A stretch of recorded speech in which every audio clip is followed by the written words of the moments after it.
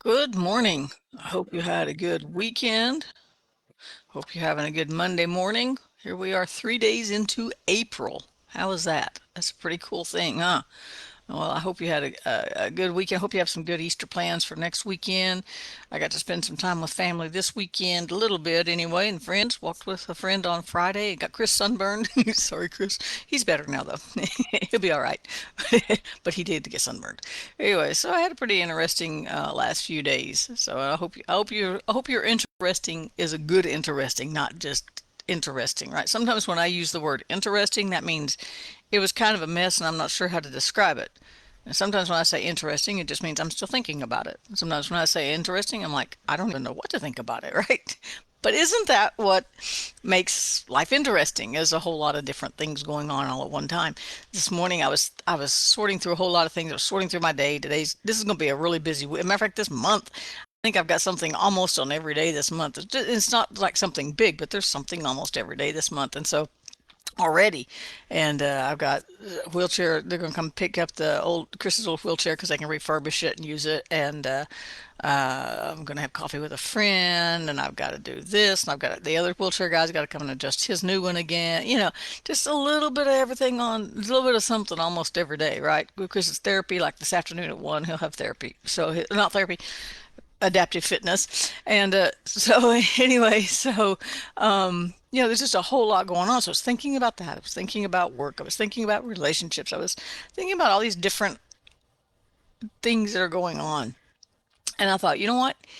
Each, and I was in the middle of the list that I was going through, right, are a lot of different things that I'm dealing with emotionally, financially, relationship wise. There's a lot of different things I'm dealing with. And I thought each one of those situations is an opportunity to trust him.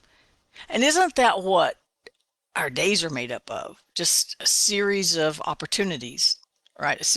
We have a series of opportunities every day to lose it, to win, to to just lose a battle, to get frustrated or to find peace, right? Every day is made up of this series of opportunities to just trust God no matter what. When good things happen, bad things happen, no matter what. So that led me to Psalm 62, which starts with this: Trust, truly my soul silently waits for God.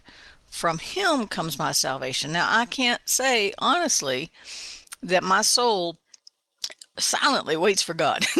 It's more kind of violently sometimes. I'm arguing, I'm griping, I'm whining. Oh, come on, God, I need this now, right? So I can't say that my soul always waits silently, but I can say that there's real power in those moments when I can quiet my soul before Him and just sit in complete and total trust and just go, I do not know what to do. So I'm just going to trust you, God. There's power in that, right? David goes on to say in this psalm that God is my only rock and salvation. God is my defense. I will not be moved. Even in the emotions of caregiving, the emotions of losing parents, the emotions of all these kind of things, things that just go from day to day, right? In all of these emotions, I have to say, we don't have to be moved because everything we try to sort through, whether it's an emotional thing, a mental thing, a financial thing, a relationship thing, a career thing, whatever we're sorting through, everything always comes back. When we stay connected with God, everything comes back to just trusting Him. And so we're not moved from that. It can feel like it though. Sometimes when things are really hard and very difficult and that you just can't get it sorted through fast enough, so to speak, right? It feels, it can feel horrible, but we're not moved as we keep coming back to Him. We just keep coming back and going, okay, God, I just don't know. I'm just going to trust you with the outcome. I'm just going to trust you to lead me. I'm going to trust you to open the doors that need to be opened and close the ones that need to be closed. I'm going to trust you with my job. I'm going to trust you with this situation. That means we're not being moved. We keep coming back to that rock. It doesn't mean that we don't feel fear, that we don't feel doubt sometimes, that we don't feel anger, or we don't have a lot of emotional mix going on. It doesn't mean that. It just means we keep coming back and going, I'm just going to trust you, God. I'm not going to be moved away from just trusting God, right? And so then he goes on down. David says, my soul, again, in verse 5, my soul waits silently for God alone, for my hope is from God. My God is my only rock, my salvation. He is my defense. I will not be moved.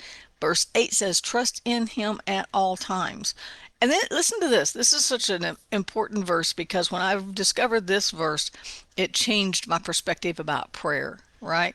It says, pour out your heart before him.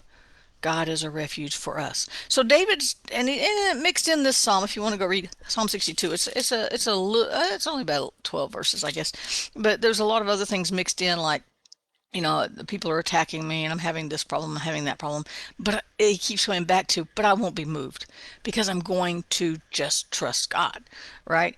And in verse 8 where it says, pour out your heart before him. I know when I found that scripture one day, I was like, you mean I can tell God anything? Well, let me ask you a question about that. What could you tell him that he doesn't know? It's not possible to tell God something he doesn't already know. You can hide it. You can not tell him. You can act like you're not frustrated with something. You can pretend like and try to trick yourself maybe that something's not just really eating at you. But you can't tell God something he doesn't know. Even if you're mad at him, I've told God, I'm just so mad at you because you're not acting on what I think you're not doing what I think you need to be doing right now. You haven't healed this person, or you haven't done this, or you haven't answered this prayer. And I get frustrated and I just tell God, I'm just frustrated. God, show me how to trust you more. But it's not like we say, God, I'm just so mad at you. And he goes, oh, you are? Oh no, now what are we going to do? He knows when we're mad at him. He knows when life's circumstances frustrates us. We're not going to tell him something he doesn't know. We can literally pour out our heart before him. We can say, this is so heavy to carry. I don't know what to do. Or, I know I messed up here. Or, I'm mad at you, God. Or, why aren't you listening to me? Why aren't you hearing me? And in all of that, he still is our refuge. Because as I said, every day presents a series of opportunities to trust him more.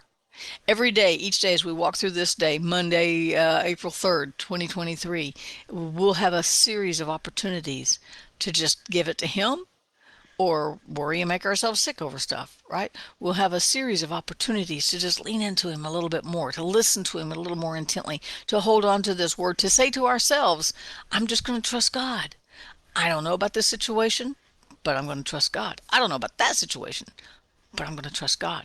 I don't know what to do here, but God is my refuge. See, he's not going to go, oh, you messed it all up. That's it. I'm not your refuge anymore. Nope. Nope. That's it. I'm done. He's not going to do that. He's not going to say, I don't want to be your rock anymore. Go find another rock. Go find somewhere else to hide. Go find another refuge. Go find another safe place. Go find your hope somewhere else. No, God is all, as bad as we can even act, and as faithless as we can feel, God's still right there. He never leaves. He never abandons us. Maybe we don't get the answers we want, but we can come to God and pour out our hearts and go, this is how I really feel, God. And when we do that, he takes those emotions, including fear, doubt, pain, angst, whatever we're feeling, he takes those and he brings his healing. And then he puts that hope, he renews our hope in life, in him, in his being able to act on our behalf, right? So today, as you go through the day, and when you hit something, because you're going to hit something, especially if you're dealing with people, you're going to hit something somewhere. Just remember that today is a series of opportunities to pour out your heart to God. Today's going to present a series of opportunities for you to just come back to him and trust him again. Today's going to be present a series of opportunities of you to just go, okay, God, I don't know what to do, but I know you're my rock. I know you're my hope. I know you're my peace. And I know that you've given me enough grace to make it through whatever I face today. With that, you can peace out. Just trust him. He's still right there. He ain't going nowhere. So just take every opportunity to trust him more. Have a great day. Peace out. I'll see you tomorrow.